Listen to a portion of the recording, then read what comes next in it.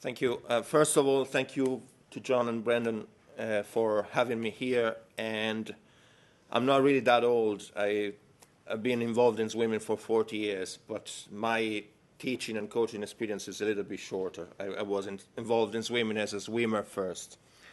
And so the topic, when I was asked to come here, and I was thinking what can be of interest for an audience who's involved in life-saving. And I think something that we really have in common is, as we found out today, it's the emphasis on core aquatic skills. And as Brendan said, I work for Swim Ireland. I'm working in education, so for me, teachers' education and coaches' education is really, really important. So just to give you a brief overview of what we are going to touch, it's about who's Swim Ireland, very, very briefly, but mainly is the philosophy of the new program, the Swim Ireland Child Learn to Swim program. It's about the core aquatic skills, that's the main topic, and then, very, very important, how do we implement these core aquatic skills in our program? So Swim Ireland is the national governing body for all the aquatics except life-saving in Ireland, and is recognized by the Irish Sports Council, and it's affiliated to FINA and LEN, which are the governing bodies internationally. So our Child Learn to Swim program has been developed in the last few years. It started basically in 2007, but has started being implemented really in 2009 and in recent years. But the philosophy behind that is trying to set national standards. When I came over to Ireland, I noticed that there was a variety of way of teaching swimming. And each pool had a different program, if any. Some pools were just moving kids randomly from one class, from one group to another, with no criteria. Or they had their own criteria, what they thought it was a criteria, but there was no standards. And the problem with that is that if one kid moves to another pool, it's very, very difficult to place them in the right group. The other and more important part of the program is actually, aim of the program is to standardize skill acquisition. And when I'm saying that, I mean having everybody on the same, let's say, level in terms of how do we implement the core aquatic skills? How do we teach skills to kids, and at what stage and at what level? And that the Swim Ireland Child Learn to Swim program is based on the long-term athlete development model, which is a model that has been developed mainly in Canada, and there's a lot of research, and if you are interested in that, you can go to a website called Sports for Life, and it's about being involved in sports for your life. So it's Aquatics for Life is the message that they send out. But it's not only for swimming. It applies to all the Olympic sports and not only to the Olympic sports. So it's basically trying to use the windows of opportunity in a child development and doing the right thing at the right moment so that they can reach their full potential. Because one problem that we have even now is that very often teachers and coaches try to teach things actually at the wrong time, when that child is probably not ready for that type of skill. So you have to teach skills at the right moment in time in the development of a child, otherwise you don't get the results, the outcomes that you're expecting. And another important point of the philosophy behind the program is that we want to emphasize quality as opposed to quantity. So it doesn't matter how far a child can go in the pool, how many widths or lengths can swim when they are really, really young, the most important thing is they are creating the foundations for a stronger swimmer later. So the most important thing is that they work on the quality, on acquiring the basic skills to build on that and become confident swimmers.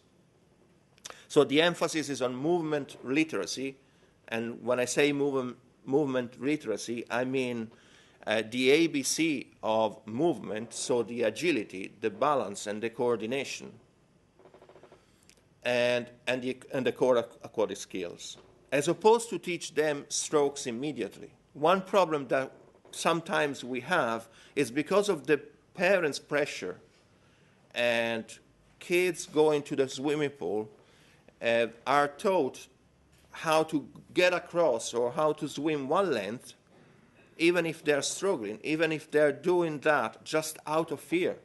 So the most important thing for some parents saying, oh, my little Johnny can swim 25 or 50 meters. No, he cannot. Sometimes when I'm involved in competitive swimming, and sometimes we do trials for children who want to come into the club environment. And some of the coaches say, oh, that kid is really good. But what I normally say is wait until he has done at least 25, 50 meters, and then we'll see it. Because sometimes someone can look really, really good for 10 meters because they're not breathing, they're holding their breath, and their strokes look fine. But then, after 15, 20, or 50 meters, they fall apart, and they stop and start gasping for air. And that's not swimming. So what are core aquatic skills? So when I say that, can anybody give me an example of core aquatic skills? Being able to float. Okay, floating. So floating is one of the core aquatic skills. And I have a list here, what is defined as core aquatic skills by Swim Ireland. The first one, and for me it's the most important, even before floating, is breathing. So I think it's really, really important that children learn how to do aquatic breathing, how to breathe when they are in an aquatic environment before they can even float. And then we have streamlining that's probably not so relevant for safety in the water, but it's definitely important for efficiency in the water. And then we have balance and buoyancy that can go together, and we'll see that later. We have rotation and orientation, so the ability to orientate, know where you are in the water, positioning in the water, having an awareness of your position in the water, and also the ability to change position and rotate. Then we have sculling and trading water. These are very, very important for competitive swimmers, especially sculling, because it's feel for the water, but also for safety, because if you are able to scull proficiently, you are also able to be more efficient. And trading water, really, really important for safety. Then we have also the ability to enter the water, exit the water, dive in, but they might be not so relevant in this case. Now, as I said, the first and most important to me is breathing. And the reason why, to me, it's so important is that it's very important to develop confidence in the water. Being confident with water and around the face, around the mouth, and being at ease in the water. Okay? Learn how to breathe correctly will develop a safer swimmer and a better swimmer. And it's also a good predictor of a comfortable swimmer. So I normally look at the breathing. The first thing that I look when I'm assessing a swimmer as a coach is the breathing pattern. If the breathing is there, I'm quite confident that if there is any other flow in the strokes, I can fix that. But to to predict if a swimmer has a chance of success and a chance of becoming a very confident and proficient swimmer, I look at the breathing. And as you know, breathing has also an impact on the ability to be buoyant and to balance in the water. Now I want to show you this video, and the first thing, it's a lesson. This video is taken from a course called Certified Stroke Technician. It's the American Teachers Association, Swimming Teachers Association, and you can see there is a teacher, okay, teaching a kid how to breathe, okay, and I want just to have a look first.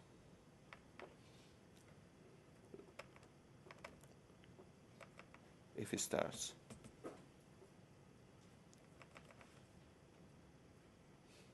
Okay, maybe we'll move to the. Okay, we'll fix it in the. Well, Ian will fix it. Yeah. In the Okay. It will start on film. No problem. Yeah, the video was embedded, but that should be the video. Thank you.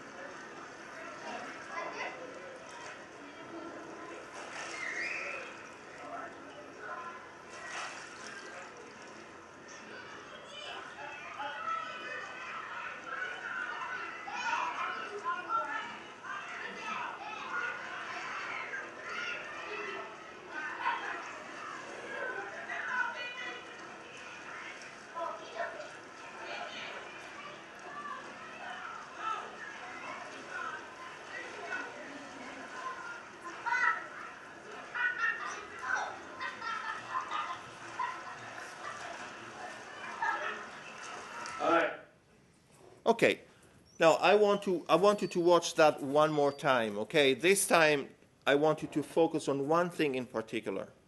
Look at the second part of the video, okay? We have the teacher demonstrating the breathing, and then we have the kid, the girl, attempting the same skill.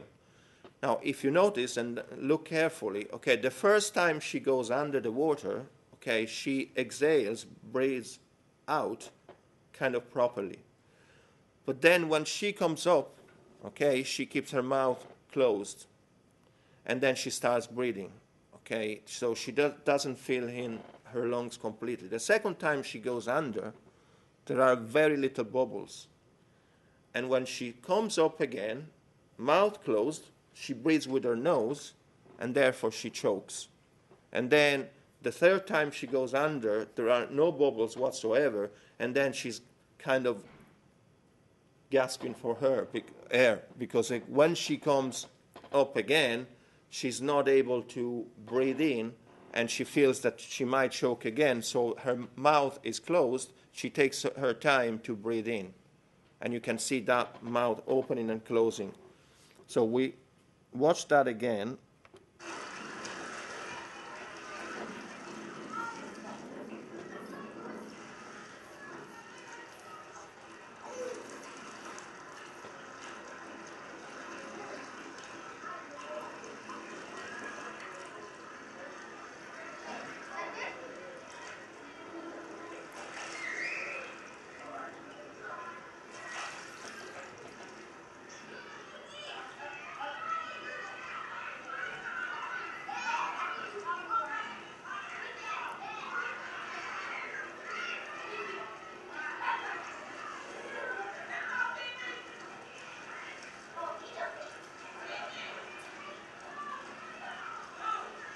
Bubbles here. Now not so many bubbles. And then mouth is closed. All right. Okay. So the thing is, now I just want to.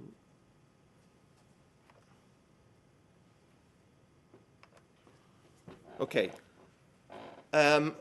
Would you teach strokes to that child? Would you start teaching her front crawl or any other stroke, maybe back roll? But the problem that you have there, if you teach her front crawl straight away, or you teach any other stroke except maybe back roll, as I said, you have a problem there because she's not able to exchange completely and properly and thoroughly. So what you have is that the strokes would fall apart straight away. So there is no point in insisting on teaching that girl how to swim front crawl. But sometimes we have teachers doing that because they think, oh, it looks good if that child can go across the pool swimming front crawl. But they're doing that holding their breath. They're not confident in the water. So breathing activities should be introduced from the very beginning, from the first lesson, included in all lessons. And sometimes I walk into the pool and I see classes at different levels, teachers teaching beginners, but nobody's teaching breathing. And that is a problem, a big problem. Has to be progressive, has to be done in shallow water, but also in deep water. And obviously has to be specific to the strokes when you reach that level and revised continuously. And another important thing is, as with any other skill, that you experiment with different patterns. So it's not just one way of breathing, okay? They have to experiment with different. So have a breathing that is trickle or more explosive. Obviously, eyes open, like the little girl had goggles. I think they should try with and without. Practice rhythm and practice the breathing in different positions. So upside down, on the side, on the back, which is very important for turns in competitive swimming, but it's just another skill because the breathing pattern may change or actually changes depending on the skill performed. It's important that they manage water in their mouth and also that they know how to breathe in. I found out during a course with teachers that some of them didn't know how to teach breathing. They didn't know how you breathe in when you are in an aquatic environment. And obviously, being able to breathe on your front and side breathing. Another important skill, as I said, is streamlining, but we are not going into details for the streamlining. As I said, it's very important for more efficient swimming. Balance and buoyancy. It's very, very important. Okay, and again, it's important that they experiment and that they try different ways of balancing and floating in the water. And I said that the breathing has an impact on that because you can shift your center of gravity and your center of buoyancy depending on how you use your lungs and the way you move in the water. So if you press with your chest down, okay, you can bring your legs up. And again, trying to float in the water with different shapes and in different ways. Rotation and orientation, and very, very important. So change of direction, how do we change position in the water? So front to back, okay, upside down, any change, any activity that you can invent and think of to develop that kind of skill and developing a feel for the water. Sculling, as we said, it's important to get that feel for the water. And I said many times, as a teacher, as a coach, the most important thing that I can do is to teach kids feel for the water. If I can do that, I don't have to tell there what the pattern for the stroke is, because they can feel it. They can actually do it better than me. Treading water is very, very important, as you know, because treading water allows the swimmer to stop and stay where they are for almost an unlimited amount of time, listen, talk, so in case of a danger, call for help, and breathe freely. So they contribute to the overall swimmer safety. And now I put this on your desk, and it's the Child Learn to Swim program, but if you flick the page and you go to the different levels, if you look at the levels, okay, if you look at level 1 and level 2, I don't want you to go through all the levels because we are running out of time, but if you look at level 1 and 2, there is no mention whatsoever of swimming strokes. So the emphasis is on these core aquatic skills as opposed to teaching strokes. How do we implement this? This is the strategic part of it. So obviously qualification, so have qualified teachers and coaches, and this is the structure that we have, level 1, level 2, and level 3 for coaching. But the most important bit is probably the CPD part, so the continuous professional development. Licensing, so now in Ireland, every teacher who's working with Swim Ireland has to be licensed. And to be licensed, you have to fulfill a number of requirements, including continuous professional development and upskilling yourself and keeping you up to date, keeping yourself up to date with best practice, which includes child protection, GARDA vetting, and that sort of things. Very, very important, I touched about the LTAD pathway, so it's very strategic for us, so doing the right thing at the right moment in time. And the other thing is parents' education. It's part of the strategic plan. And what we developed last year was actually a LTAD presentation, because LTAD presentation is one of our seminars that we deliver for teachers and coaches, but we developed one specific for parents. So telling parents, you don't necessarily want to see your Johnny move across the pool or do a full length.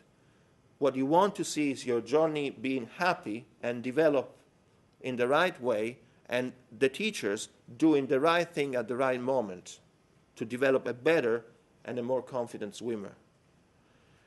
And parents' education is difficult, okay? And we talked about this yesterday, that it's sometimes is a big issue because parents want to see results. And sometimes they want to see their kids doing well in swimming at a stage when it's not that important. They might be good swimmers and win medals at 11, but they will never reach their full potential. So what do you want?